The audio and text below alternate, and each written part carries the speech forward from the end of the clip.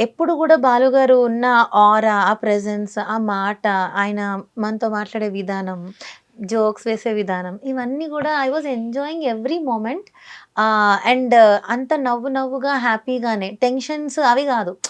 నేను విన్నవాళ్ళని పాడలేదు హ్మ్. యాక్చువల్గా. ఆ రోజు ఆ పాట కంపోజర్ ఎంత మంచిగా కంపోజ్ చేసి, సింగర్స్ ఎంతో చాలా డెడికేటెడ్‌గా పాడిన సాంగ్‌ని జాగ్రత్తగా తీసుకెళ్ళి, అలా ప్రెజెంట్ చేసి, దాన్ని పాడు చేయకుండా, ఆయన ద్వారా మనకి నెగెటివ్ కామెంట్స్ రాకుండా, అంటే హ్మ్. నెగెటివ్ అంటే తిట్టకుండా, యాహ్! తిట్టించుకోకుండా, నెగెటివ్ ఓకే.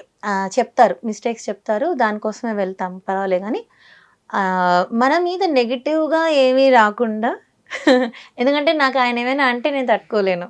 సో, అలా కాకుండా విషయం కన్వే చేసి జాగ్రత్త. నేర్చుకున్నాం ఒకటి అని. ఆ! అలాగా ఆయన చెప్పిన ప్రతి ఇన్‌పుట్ తీసుకొని నెక్స్ట్ ఎపిసోడ్స్ అన్నిట్లో కూడా నేను ఇంప్రూవ్ చేసుకుంటూ, హ్మ్. దాన్ని ఇంప్లిమెంట్ చేసుకుంటూ, ఇంప్రూవ్ చేసుకుంటూ యూ వచ్చాను కాబట్టి అచీవ్డ్ ఇట్. యాహ్!